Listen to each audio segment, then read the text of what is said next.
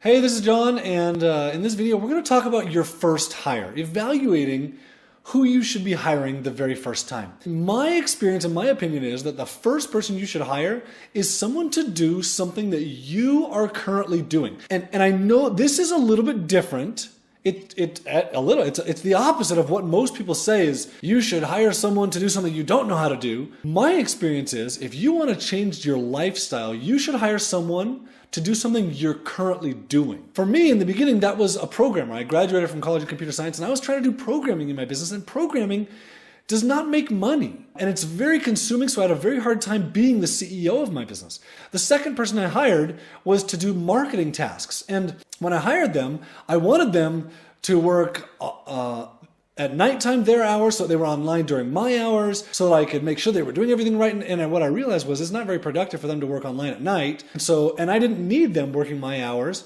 They could still do the same things that I was currently doing on their own time. They were intelligent enough they could do it on their own. So my first thing with this is find something that you are currently doing. My second thing with this is I had specific things that I wanted done. I didn't just have this generic idea of, I want a person to help me. I knew exactly what I was going to have them do, and that's really important. So the first guy, the programmer, I was going to have him take over the programming that I was currently doing. We needed these specific things added. The second guy, I had a system of marketing tactics that I wanted him to implement, and they were very specific. And so what I would suggest for you is you find the things that you're currently doing, and they are things that you're doing over and over and over again in your business. There are things like you need to be posting to Facebook every day. You need to be publishing content all over the place. There are things that you need to be doing every day, having touches with your customers or participating in forums. Have a specific thing that you're currently doing, something that you know how to do, and you're going to get someone else to do it. What this does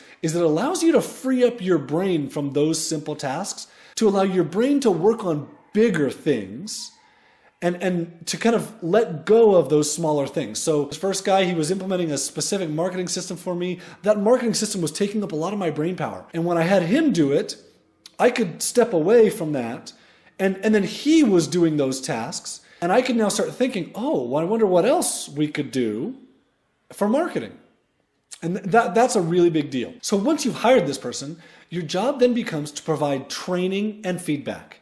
And training and feedback and training and feedback. Your job is not to do the tasks anymore. You're now to teach this person how to do what you're doing. And when they don't do it exactly as you would like, you provide them feedback until they get really good at it. And once they're really good at it, you move on to another task. So your first thing is to find something that you're currently good at and that you can teach someone else to do. Here's the second thing to evaluate as you go to hire someone. You need to evaluate why you're doing this. So are you doing this because you're lazy, because you don't want to do work? If that's the case, this is going to be really hard and it's not going to work for you. If you're not sure why you're doing it, this is not going to work either. You've got to know why you're doing it. Maybe you're doing this so you can switch your focus, which is really awesome. If you can switch your focus from being the guy that does everything to being the CEO, that's where you'll really start making money in your business. Maybe your goal with this is just to get more done. And that's a good way to do this, where you're going to have someone else so you can implement more things in your business. But as you learn to switch your focus and get them to do the things,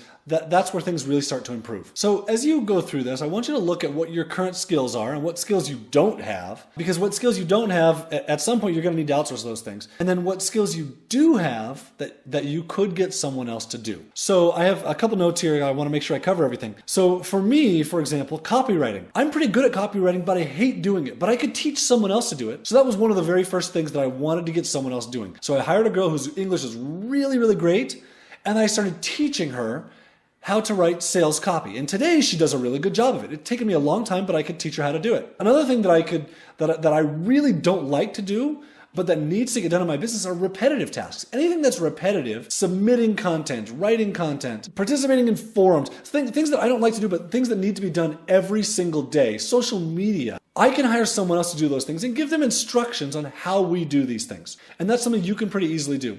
SEO is another one.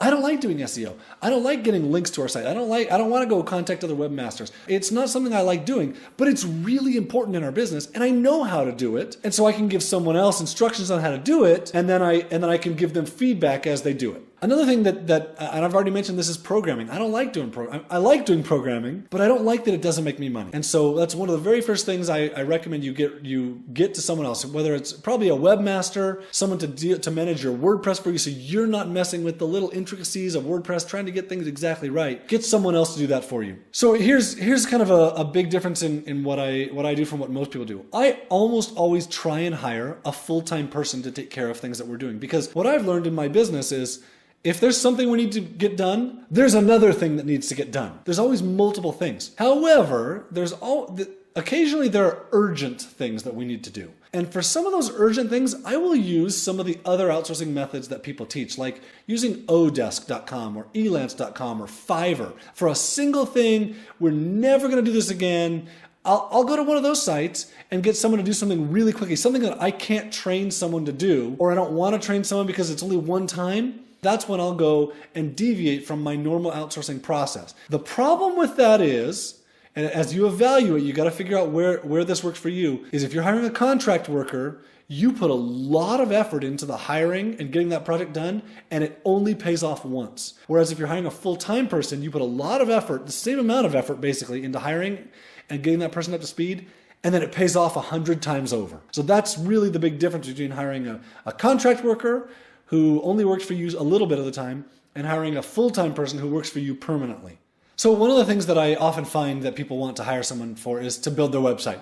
You want to hire a webmaster or a programmer, and I think it's worth talking about ahead of time before you go and try and find someone. Let's evaluate what your real needs are. If you're building a custom website that requires database interaction on the back end, and users are going to be entering data and you're going to be collecting that data and processing it, you need a programmer. You need a PHP programmer to build this for you. Along with that, you probably also need a designer, because programmers will do a terrible job of designing things for you. On the other hand, if your website is an informational site where someone's coming to find out more about you, or you're trying to sell something to someone, you don't need a programmer. You need a webmaster or a WordPress expert. Most people are building sites in WordPress today, and someone who knows WordPress can do this way better and cheaper than a programmer will. So I had a guy come to me recently who said, "Hey, who's your best programmer?" And I said, "Well, here he is. This is someone I know. He's really great."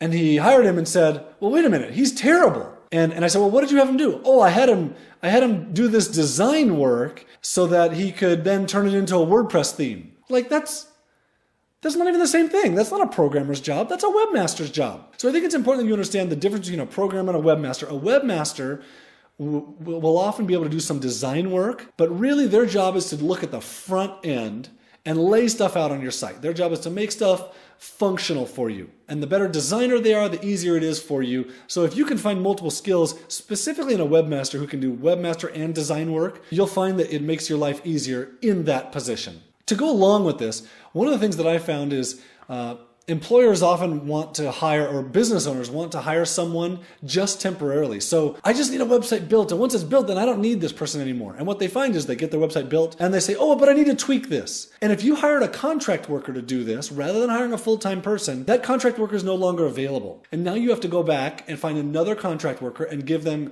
access to everything you have and explain to them your file system and their website. And there's all kinds of stuff that goes along with getting someone else to make a forward change in your site. Whereas if you hired someone full-time who can do webmaster work and maybe can also do SEO, then now you have ongoing tasks for this person. And when you need changes done, it's very easy to get those changes done. Also with that, what I have seen is that once you've built something, if you don't maintain it, it dies. If you build an app and you don't maintain it, it's going to die. If you build a website and you don't maintain it, you don't update it, you don't add to it, it's not going to do you good for very long. It's going to be a very, very short-term thing. And this is why I have found, so many other people have found, that hiring full-time workers in the Philippines is so much better than hiring a contract worker.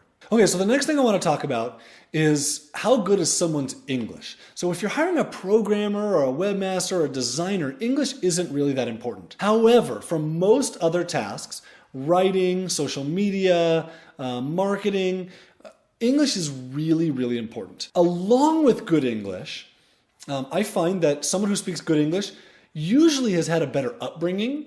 They tend to be smarter. They can fix problems better. Generally, someone with really good English is going to be a better worker. Not always the case. The very first person I hired, his English wasn't great, and he's my best worker overall. He's amazing. But generally, the better the English is that you're going to find from someone, the better off of a worker you're going to have from that person. It also allows you to give them multiple tasks where you don't have to worry about it as much because you know their English is going to be good. So with the people that you hire who are really good English speakers, I don't think it's necessary that you hire them with a lot of other skills. Often I haven't. I just hire them because they have really good English. And then I can teach them to do other things. And then when they're doing these other things, I know that they're doing them the way that I want them done. One of the last things I want to talk about in this is who the most impactful people have been in my business and what I've seen often in other businesses so that you can evaluate your needs with a little bit more knowledge. The number one best person I've ever had is a guy who I hired first whose English wasn't great. I didn't know his English wasn't great. He didn't really know anything, but what he is a dedicated, hardworking person who wants to keep his job. He's reliable. He shows up every single day. This guy, over the years, I've taught him a lot and he's learned a lot. And so as you go to hire someone, one of the things I would recommend you looking for is how dedicated do I feel like this person is going to be? How reliable are they going to be? Because that's going to make a big difference. Over the years, his English has improved significantly. Not that I think you should hire someone thinking I'll teach them English, because that's not a good strategy. And in the beginning, I didn't know this. But today, he has learned to manage projects so that I can hand him projects and he can have other workers do work on it. He has learned to be a webmaster also. He's learned so many things over the years. And he's one of the two people that I will not ever let go. The other guy who has made the biggest difference in my business is a programmer who also has some design work, some design skills. And this is very rare to find a programmer with design skills. Even in the Philippines, it's hard. However, what I found is that you're running a technical business. Anybody running anything online, it's technical. There's technical work to be done, and you need technical help. If you want to improve things, you've got to have help to do the web stuff. And this guy can do anything I ask him to do, and he does a really good job with it. So those two workers are kind of what I would recommend as people's initial looks at hiring. Find someone who can replace what you're doing in your business. And that's usually either someone with good English, who's dedicated and hardworking, who's going to work for you long term, or it's a technical person who can replace you as the webmaster, content manager of the website. And maybe he can also do some SEO work for you to help you improve your traffic. So your job right now then is to make a list of things that you're currently doing in your business and then try and group some of those things together into something that you think you could teach someone else to do and order them in order of importance. This is the number one thing that would save me time. I'm going to hire someone to do this task. And when they're done with this task, I'm going to get them to do this other task. And then I'm going to get them to do this other task as they get good at that. That's the best way, in my opinion, to go about hiring your first person.